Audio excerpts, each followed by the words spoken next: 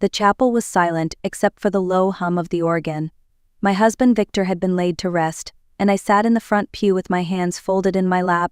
I wore a simple black dress, elegant in its cut, modest in its shape. I had chosen it with care, believing it carried quiet dignity. That was when Savannah's voice sliced through the stillness. "My God, mother-in-law, did you seriously come to your own husband's funeral in that cheap dress?" The words struck like a slap, heads turned, murmurs spread like ripples in a pond. My son Drew shifted uncomfortably, whispering, "Savannah, not now," but she ignored him. "Everyone here can see it," she continued, her tone dripping with disdain. "It looks like something from the clearance rack."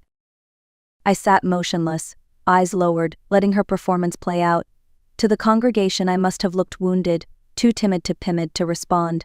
In truth, my silence was deliberate, because the dress she mocked was not cheap. It was a custom design worth $80,000. And Savannah had no idea she was ridiculing the woman who owned the very brand she worked for. Savannah wasn't finished. She tilted her chin upward, making sure everyone nearby could hear her. "Honestly, Drew, your mother has zero class. I work in high-end boutiques. I recognize quality when I see it, and this isn't it." Her two friends, seated just behind her, nodded eagerly like backup singers.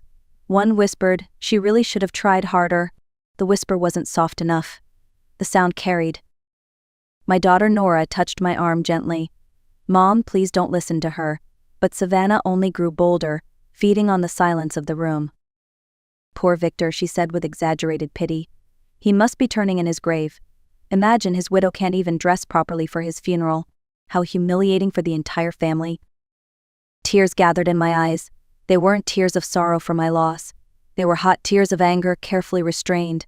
Savannah mistook them for weakness. She smirked and added, "Drew, you should really give your mother some money so she can buy something decent." Her friends snickered again. Candace chimed in, "That dress couldn't have cost more than $100. If only they knew. Each mother-of-pearl button on my dress cost $500. The shoes on my feet were custom-made for $12,000. And the person Savannah dismissed as tasteless was the same one who signed her paycheck every month. After the service ended, I slipped quietly out of the chapel. Savannah's laughter still echoed in my ears, though I kept my head high as mourners offered polite condolences. Drew avoided my eyes, and Nora looked ready to explode on my behalf, but I simply thanked them both for attending and walked toward my car. It was a modest sedan, a 2014 Toyota that blended into traffic. Most people assumed it was all I owned, and that was exactly how I wanted it. Few knew that in a private garage across town, a Bentley, a Mercedes class, and a Porsche waited under protective covers. The drive home was short but heavy. I parked outside my plain apartment building, carried my small purse inside, and locked the door behind me. I removed my shoes, those $12,000 pumps Savannah had called flea market finds, and placed them carefully in their box. Pouring myself a glass of wine, I thought of Victor. His voice returned to me as if he were still sitting at the kitchen table. "Lydia, don't ever let kindness be mistaken for weakness." That night, I decided he was right. It was time to teach Savannah that lesson. In my living room stood an old oak bookshelf, worn from decades of use. Most people thought it held only dusty novels and family photo albums, but behind one row of hardcovers was a hidden latch. I pressed it, and the entire shelf swung open to reveal my private study. The air inside smelled faintly of cedar and leather. This was the room no one, not even my children, knew about. On the walls hung framed photos from years past our very first boutique opening, Victor standing proudly beside me, ribbon in hand. Stacks of documents filled the cabinets, incorporation papers, property deeds, financial statements, and contracts with designers across the country. On the wide mahogany desk lay fabric swatches, sketches of new collections, and handwritten notes in Victor's precise script. He had been my partner in every sense, quietly advising while I built the public face of our empire. Together we had turned a single rented stall into a chain of 17 luxury boutiques and 3 textile factories. I sat in my chair and ran my fingers over one of the early contracts, remembering how many nights we had worked late just to pay the rent. Respect had always been our guiding principle, not wealth, not appearances, respect. And that principle was exactly what Savannah had trampled on. The next morning I picked up the phone reserved only for business. Its number was known by very few. When my assistant Priya Patel answered, her voice was steady, professional, but laced with sympathy.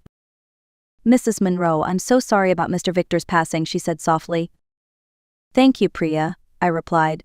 "But there's another matter we need to address. I want you to quietly review the performance record of an employee. Her name is Savannah Pierce." There was a brief pause, and then Priya said, "Understood. I'll start with her file today." By noon she called me back. 3 warnings for tardiness, 2 customer complaints about her attitude, and her supervisor, Carla Benton, has noted she often behaves as if she's above clients. I closed my eyes, unsurprised but saddened. "Good, keep pulling everything you can. And set a meeting with Carla. I want her perspective in detail." "Yes, ma'am. Do you want disciplinary paperwork drafted?" "Not yet," I said, my voice firm. "I prefer timing. Timing matters." After the call, I leaned back in my chair. Savannah believed she had humiliated me beyond repair. What she did not understand was that every insult, every careless word, had just signed her own professional death warrant. 2 days later, Priya arrived at my office carrying a sealed folder. She placed it on my desk with a quiet gravity. "Here are the financial details you requested, Mrs. Monroe," she said. Inside were public records, credit reports, and bank statements. The story they told was painfully predictable. Savannah and Drew were living in an apartment that cost more than Savannah's entire salary. Their credit card debt had ballooned past $40,000. A car loan added another $22,000, and most concerning of all, they had just applied for a mortgage on a $250,000 house, using Savannah's upcoming promotion as proof of income. I shook my head slowly. It wasn't poverty that drove her arrogance. It was pretense living above their means, constructing an image of wealth on borrowed money, and scorning anyone who didn't play the same game. Victor used to call it hollow living, and now it was about to collapse in on her. Friday morning, I decided to pay a visit to the downtown flagship store. To every passerby, I looked like an ordinary customer, gray cardigan, plain flats, and a handbag so understated no one would suspect its real value. The boutique gleamed under soft lighting. Employees moved gracefully, greeting clients with warm smiles, all except one. Savannah leaned against the counter, phone pressed to her ear, laughing loudly. A woman with silver hair stood nearby, waiting patiently to be acknowledged. Savannah ignored her. "Yes, girl," she said into the phone, her voice carrying across the store. "When I get promoted next week, things are going to change around here. I'll finally have the authority I deserve." She paused, glancing at me and the older woman, then rolled her eyes. "And honestly, some of these customers, they don't belong in a place like this." The silver-haired woman left quietly, heading toward another associate who immediately offered help. I stayed where I was. Savannah finally ended her call and walked toward me. "Mother-in-law," she said, flashing a practiced smile. "What a surprise. Need help finding something. Just so you know, this place is expensive. Not like those little shops you probably go to." I nodded politely, saying nothing. Instead, I observed. Every word, every gesture confirmed what the reports had already shown. Savannah didn't just mistreat me, she mistreated anyone she judged as unworthy. And in my stores, that was the one sin I would never forgive. As Savannah tried to steer me toward the clearance rack, a familiar figure appeared near the entrance. Priya Patel walked in, her presence calm but commanding. She approached me directly. "Mrs. Monroe," she said clearly, "the managers are waiting for you upstairs." Savannah blinked, confused. "Wait, Mrs. Monroe." She turned from Priya to me, her face draining of color. "What does she mean?" I straightened my shoulders. "It means, Savannah, that I am not just your mother-in-law. I am the founder and owner of these boutiques." The silence was heavy. A few employees nearby exchanged startled glances. That's impossible," Savannah stammered. "You live in a tiny apartment. You drive an old car. You." "Appearances can deceive," I interrupted gently, "and you of all people should have learned that lesson by now." Priya opened a folder and began reading aloud. "Employee Savannah Pierce. Documented incidents, March 15th, ignored a client for 20 minutes. April 22nd, steered a 60-year-old woman only to clearance items. May 8th, 2 hours on her personal phone during work hours." Savannah's hands trembled. I can explain." I looked at her steadily. "What explanation do you have for humiliating me at Victor's funeral? What explanation for deciding someone's worth by their clothes? Tears welled in her eyes. If I had known who you were. That's the problem, I said firmly. Respect should never depend on wealth or titles. It should be given simply because someone is human. The room was silent, every employee listening. Savannah realized her act was over. Her career had just ended in the very place she had once bragged about ruling. That evening I called my son. My voice was steady, though my heart carried the weight of what I had to share. Drew, I need you to come by tomorrow. There are things about Savannah you don't know, and it's time you heard the truth. He arrived the next afternoon, his face drawn and uncertain. Mom, Savannah said you ruined her career. She said you embarrassed her in front of everyone. I led him into the living room, then pressed the latch on the bookshelf. The hidden door swung open. Drew froze. What is this? He whispered. My study, I said simply, the place where I've kept the truth about our family. Inside, I showed him photos of the first boutique opening, contracts signed with designers, bank statements that stretched into millions. His eyes widened as he took it all in. You own everything?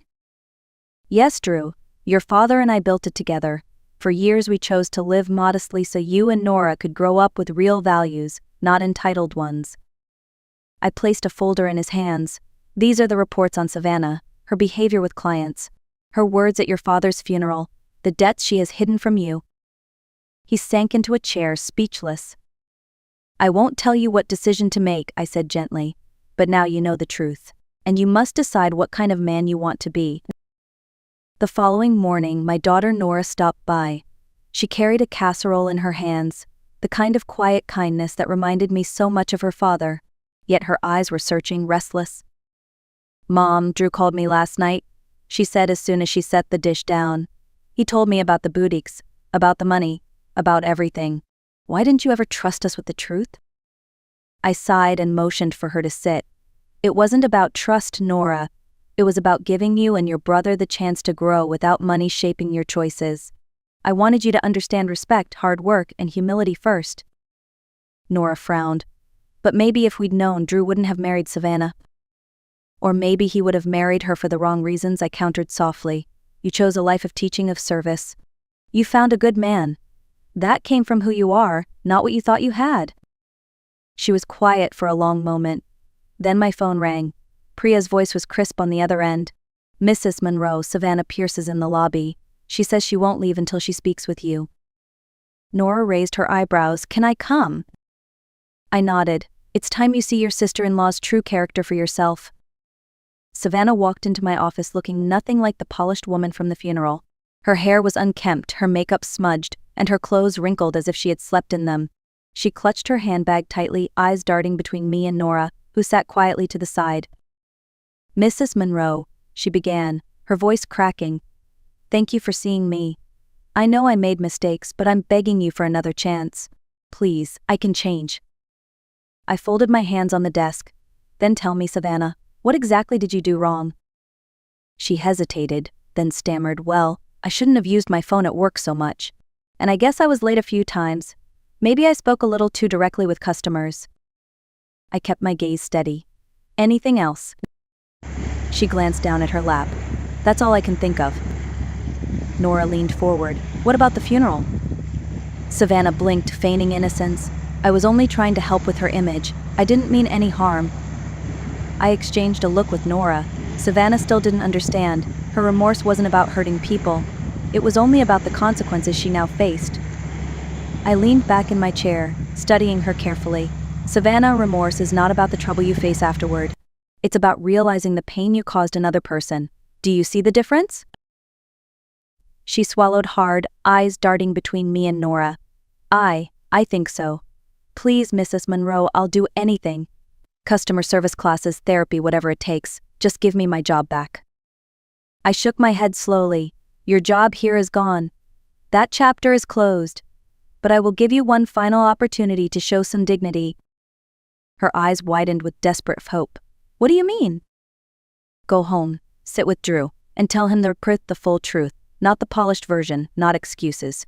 Admit the lies, the debts, the way you treated me, and why you did it. She looked stricken. And if I do that, you'll forgive me? No, I answered calmly.